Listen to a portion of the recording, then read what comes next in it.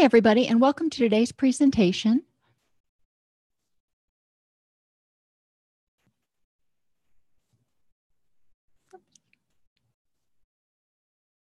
All righty, there we go. Welcome to today's presentation of Happiness in Brain Surgery, Practical Tools to Improve Your Mood and Quality of Life. We are finishing up the 100 plus tools to defeat depression today, and we're going to be talking about environmental interventions. So we're going to discuss how all of your senses can either help you feel happier or more stressed, and identify happiness triggers and ways to incorporate them into your home, which you spend a lot of time in, your car, which you probably spend a lot of time in, and your office, which, again, you spend a lot of time in.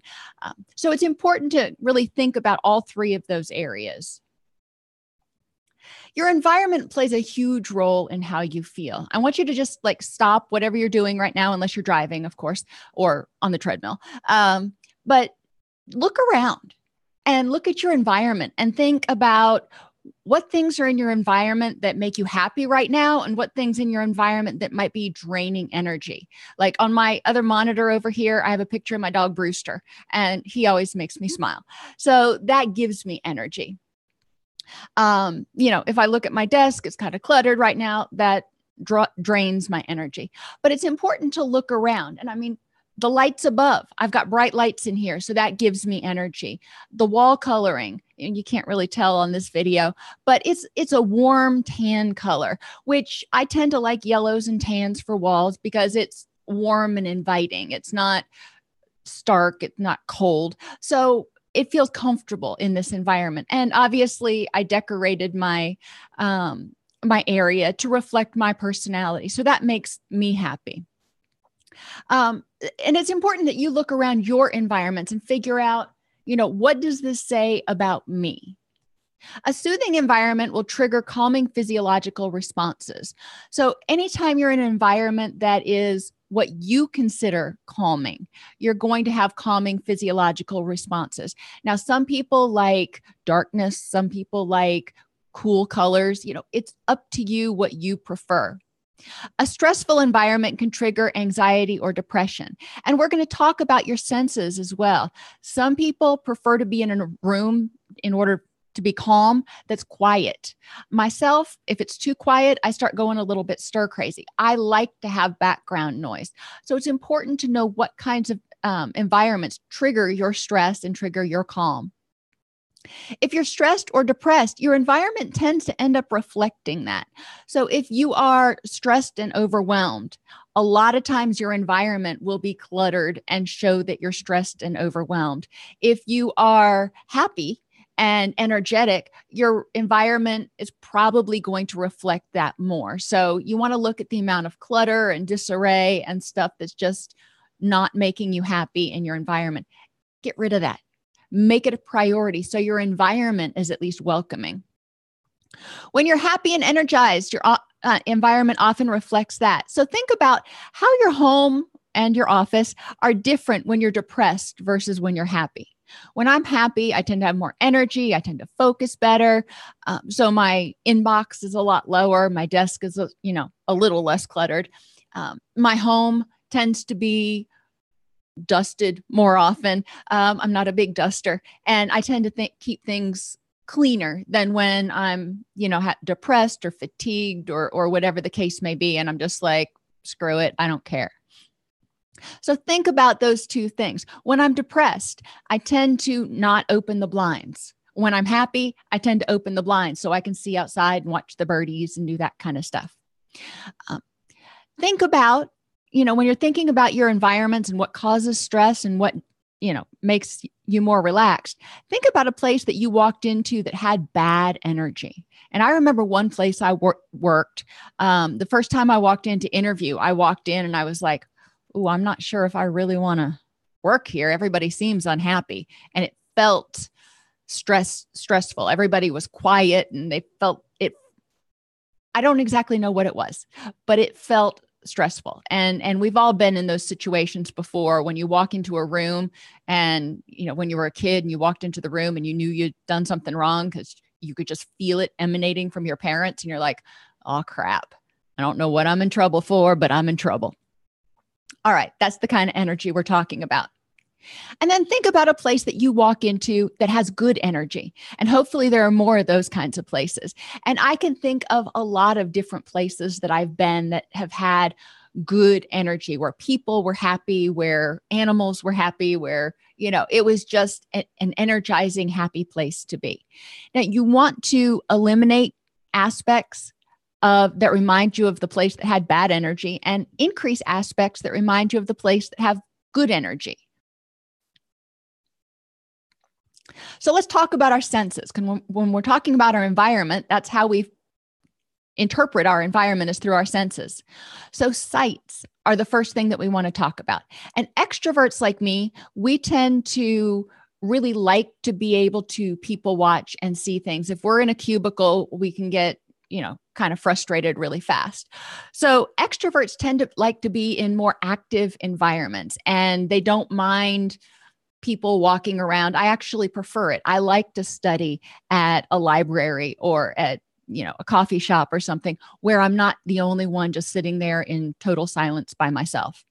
Introverts, on the other hand, prefer quiet, to be the only one, no interruptions, that sort of thing.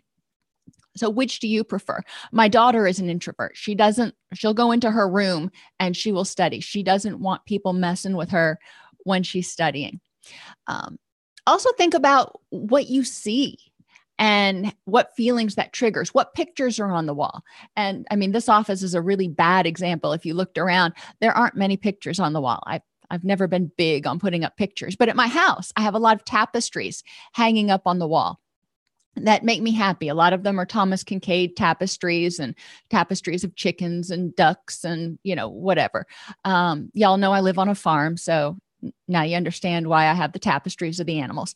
But that's one way that, number one, the tapestries cut down on the echoing. So it makes the sound a little softer. But it also reminds me of the things that make me happy. So putting those up on the walls. You can put up posters on the wall, you can put up memes, you can print things out from the internet. Whatever it is that when you see it, it makes you smile. That's a good thing to have in your environment. And that will help with depression. Likewise, if you have things around your office or house or whatever that remind you of things that make you angry or sad, guess what? Even if you're not directly looking at it, when you catch a glimpse of it, it's going to remind you of that thing, and it's going to trigger a little bit of a stress response or a depressive response. So sometimes there are things that you need to take out of your environment, at least for a little while, especially things that make you angry, in order to let yourself, get some energy back and kind of get on a good footing. There are things that I have at my house that remind me of times in my past where, it's been a very, very unhappy time, very stressful time. I don't want reminders of that time around. It's past, I've dealt with it, whatever, but I don't want to keep seeing it and remembering how I felt back then, because that's not productive. Now, there are going to be things that may trigger a little bit of melancholy in you, like people. I have a picture of my daddy hanging on the wall in my living room. And that's melancholy because he's passed away and I do miss him, but it also brings a smile to my face because I remember the time that we had together. When you're depressed, you may not want to have those melancholy triggers up there right now. You can put them back later. You need to decide what's comfortable for you. Colors. Like I said before, this office is kind of a yellowy tan. That makes me happy. But figure out what colors make you happy. Consider doing an accent wall. Or if you can't paint wherever you're at, consider getting wallpaper and using little tacks to put it up on the wall, or using accent pillows and sofa covers in order to bring that color into your environment, if that's what makes you happy. I've said that I tend to like yellows and tans and things, but I also like dark purples, royal blue, and periwinkle. Who knew? But those are my accent colors. I don't want a whole room in royal blue because that would be overwhelming. But an accent wall or decorations that are in that color work really well for me. So think about what colors you use. The colors orange, red, and brown and yellow all are supposed to make you hungrier, because they're associated with food. I mean, a lot of people, when they see those colors or the foods that they like, tend to be those colors. The things that they don't like to eat as much, like green vegetables, tend to not trigger that same hunger sensation. So think about that. You can also look up feng shui and learn a little bit more about what the different colors mean in that theory of interior design. Think about the people that you see in your area, whether it's pictures of people or the people that you're interacting with. Does it make you happy or does it make you stressed out? And what things in your environment make you happy?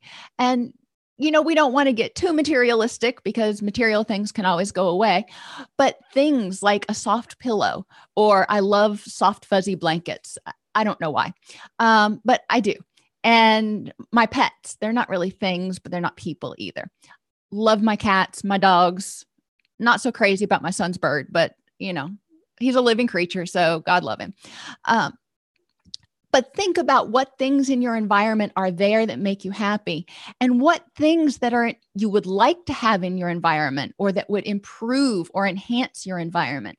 For example, like I said, I'm not so crazy about the cockatiel, but I love the outside birds. So I hang up a bird feeder on our deck so I can watch the birds come and eat. And I love titmice, chickadees, and cardinals. Those are my three favorite that come. Thankfully, they're pretty popular, so it's easy to get them to come. But those make me happy. I like watching them, especially during the winter when it's all white outside. Those things make me happy. I like hummingbirds. So I'll put out hummingbird flowers and I grow hummingbird flowers so they come. I attract things into my environment that make me happy because that's going to increase my happiness and reduce my sense of apathy a little bit, because the more you increase your happiness, you're not going to feel elated right away, but it's going to make you hopefully start feeling a little bit more content. Like, you know what? There are some things in this life worth living. My life isn't so bad. This is kind of a cool day. Lighting is something else you want to consider in terms of sights. Fluorescent lights are very stressful. And if they're flickering, like if a ballast is getting ready to go out, they can trigger migraines and seizures in some people. So try to get rid of the fluorescents, go more for the LED lights. They're better for energy efficiency. They don't flicker. They don't have the same kind of problems. Lights that are too dim will trigger your brain to start making melatonin potentially. And that'll throw off your sleep cycles as well as your eating cycles. And if they're too bright at the wrong times, it can mess up your circadian rhythm. So you want to have a blue light filter on all of your electronic devices after, 2 hours before you go to bed. So your brain cues in that it's time to start going to sleep. And you also want to dim the lights during those times to let your brain know that, hey, it's almost time for bed. If you're not getting enough sleep, if you're not getting enough quality sleep, you're going to feel depressed. And I have other videos on that on our YouTube channel. But what's important to recognize is that quality sleep is important to feeling rested. Just sleeping for 10 hours ain't going to do it. If you can get 7 or 8 hours of good quality sleep, you're going to eventually feel more rested and rejuvenated. It may take your body a week or two to kind of get into that cycle, but practice good sleep hygiene. Total room light is not necessarily necessary.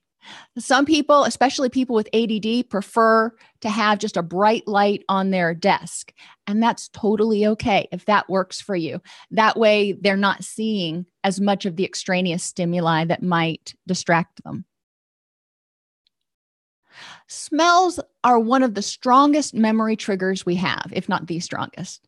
So when I talk about aromatherapy, I'm not necessarily talking about specifically using essential oils. I'm talking about thinking about the smells that make you go, that smells good. There are certain fabric softeners that I really, really like, and certain fabric softeners that not so much.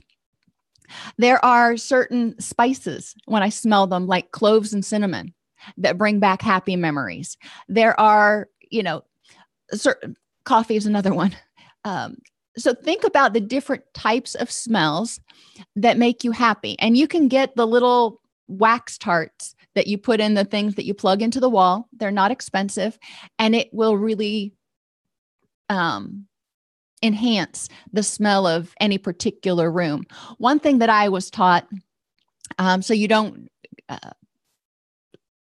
get used to a smell, if you will, put different smells in each room, different types of tarts in each room. So you may have caramel in one and sugar cookie in another and coffee in the third one. So every time you walk into a different room, your senses go, oh, that's new. And it brings a little jolt, but it also brings a little jolt of dopamine. Like, that's a good thing. Baby powder, pine trees, sugar cookies, whatever it is, some types of cleaners. I've told you all before that pine sol reminds me of my grandma's house. So what smells work for you? Think about 5 different scents that help you feel energized and clear-headed. Rosemary's a big one for me. I love rosemary. I grow rosemary outside of our front walkway because it smells so good when I go out there. I will use the rosemary, once I cut it off the shrub, I'll make an infusion and pour it over my hair after I condition. So I'm smelling rosemary throughout the day. Whatever it is that you like to smell. Peppermint and mint things don't really do it for me, but they do it for a lot of people. So if you're a mint person, more power to you. Think about 10 ways you can distribute fragrances too, because I talked about the wax tarts and I gave you the little hint of making infusions where you're boiling, kind of making a tea with some herbs, drain it, and then you've got a tea, that's a better word for it, that you can use on your hair or you can spritz on your clothes or whatever. Be careful if it has tannins in it because it can stain. But anyway, you can put fragrances, whether they're essential oils or non-essential oils, on a cloth in your sock drawer because that will permeate and make your socks smell good. On your pillow. And I suggest putting it on the underside of your pillow. If you sleep on one side, put it on the bottom of your pillow. That way you're not sleeping directly on the odor because that can be overwhelming. Put it in a spray bottle and just spritz the room. I will mix some of that fabric softener that I like, a little bit, doesn't take much, in a 32-ounce spray bottle. And I'll just periodically spray my comforter and my room with it, and it smells good. They have light bulb rings that sit on, obviously, light bulbs. And as the light bulb heats up the ring, it disperses the aroma that's in the light bulb ring. When I dust my ceiling fan blades, I will use aromatherapy or essential oils. And I will, wipe over my ceiling fan blades with them. You can get little sachets to put in your return vents for your air conditioner or to put in your vents for your air conditioner. There are tons of ways that you can get good smells to permeate your house and your environment. So try to think about creative ways that you can do it. Order and organization is another one. And you may not be somebody who is a complete neatnik, and that is cool. I'm not. I am not a super organized person, but I like my bins. I've got a bin for active bills. I've got a bin for paid bills. I've got, we've got bins in our house. But occasionally you just need to declutter, and because things start building up. So you can use the 3-box method, the keep it, give it away, or trash. So every time you pick something up, it either goes in the keep it box, the give it away box, or the trash box. If you're a clothes hog, one of the things you can do is at the beginning of the season or at the beginning of the year, turn all of your hangers around so they're facing the wrong way. So they're facing out instead of the right way. As you wear clothes, put them back on the rack, hanging the correct way. Then at the end of the season or at the end of the year, any clothes that are still hanging the wrong way, those get donated because you haven't worn them for a year and means you probably won't wear them. That's one thing you can do. With my kids, and sometimes with myself, I will go into their room and make Mount Everest. I will clean off every single flat surface that there is, and I will put it in a pile in the middle of their room. And that way they don't have to think, well, where do I start? I'm like, yes, start at the top. And their job is to clean Mount Everest until it is gone and, the floor's empty. Going along with that, you can do it a little more frequently, is something I call flat surface-itis. And that's when a flat surface gets inflamed with all the crap that's sitting on it. I don't deal well with flat surface-itis. So it's important that we go around, or I go around every single day and clean off all the flat surfaces. Otherwise, when I get up in the morning and I see piles of stuff on flat surfaces, I get cranky. And I know that. So I head it off at the pass and make sure that I go around in the evening and clean off the flat surfaces ahead of time. Try to make your house a home. Now, there's a house, somewhere where you can sleep and feel safe, but there's also a lot you can do to make it a really warm, welcoming place. So again, you can go to this Feng Shui for Dummies cheat sheet, which has a lot of great suggestions for easy things that you can do. One of the things that they point out in Feng Shui is that when you have your back to an area where somebody can come up behind you, it adds stress.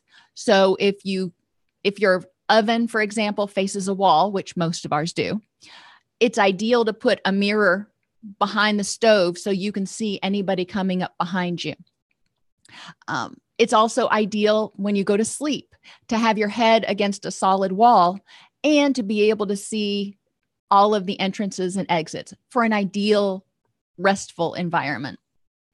So there are a lot of little tips and tricks that you can do like that to make your house a home.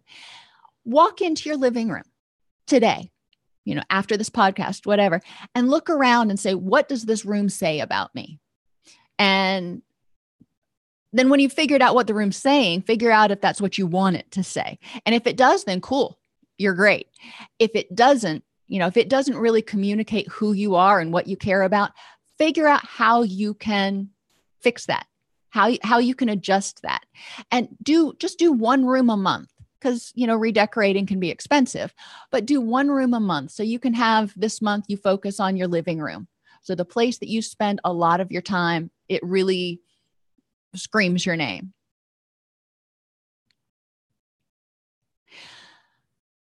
Think about what you can do, when you're doing this to make your environment more pleasant as well, not just more personalized, but more pleasant. What things do you want to have on the wall? What colors do you want? What pictures do you want? Plants are a great thing to have in your environment if you have enough light to keep them alive and you don't have cats that are going to eat them. Most houseplants are going to make cats kind of sick. I've had a hard time finding non-toxic houseplants, but I digress. And think about furniture placement and mirrors. Again, making sure that you're putting them in the least stressful arrangements. What can you do to make it smell more pleasant?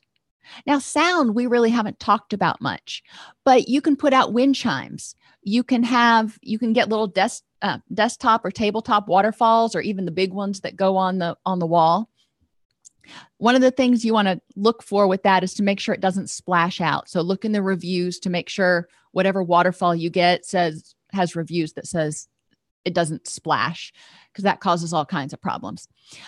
You can have ambient music on in the background. What do you want to hear? Do you want to hear nature sounds? Do you want to hear classical music? Do you want to hear death metal? What is it that makes your house a home? What kind of temperature do you like? In my house, my kids get so irritable during the winter because I don't turn the air conditioner or the heater up above 63. And they're like, Mom, it's so cold in here. I'm like, well, put on some clothes. It is January in Tennessee. You do not need to be wearing short sleeves and shorts. Put on some sweatpants and a sweatshirt and you'll be fine. And they are. But, what temperature do you like to have your house? What smells? We've talked about that. What colors? What kind of decor do you like? Some people find the really clean lines of the ultra modern furniture very relaxing. I find it cold and, not inviting. Just depends on your preferences. Some people like to have lots of white because it's clean. Me, not so much. I want to have something that doesn't show as much dirt. Do you like a farmhouse or a cottage decor? What makes you look at a room and go, that's an awesome place to be? So flip through magazines. You can go to the library and get books on interior design, so you're not paying anything for them, and you can look at different ideas for things that you can do to personalize your house. And what can you do as far as lighting? A lot of times when we look around our lighting in our homes, we realize that our lighting is really pretty poor. So what types of things can you do to adjust the lighting so it's more inviting and energizing during the day and more calming at night? So your environment can trigger a variety of different feelings based on your prior experiences and personal preferences. Remember, smell is going to trigger a lot of memories. So, what may trigger a happy memory for me may not trigger a happy memory for you in terms of smells. So it's important to know what triggers the memories for you. Environments that are too noisy, bustling, and chaotic can be exhausting for introverts. But environments that are too quiet and subdued can make extroverts feel very depleted. Environments that trigger memories of happy times can help you feel less alone, more energetic, and empowered. So I know it's not counseling per se, but it is really important to take a look around your environment, because you can do that today.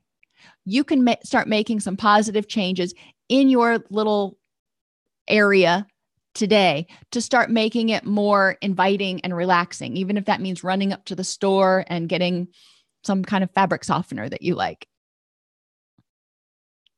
All right. Thanks for being with me today, and I will see you next Sunday.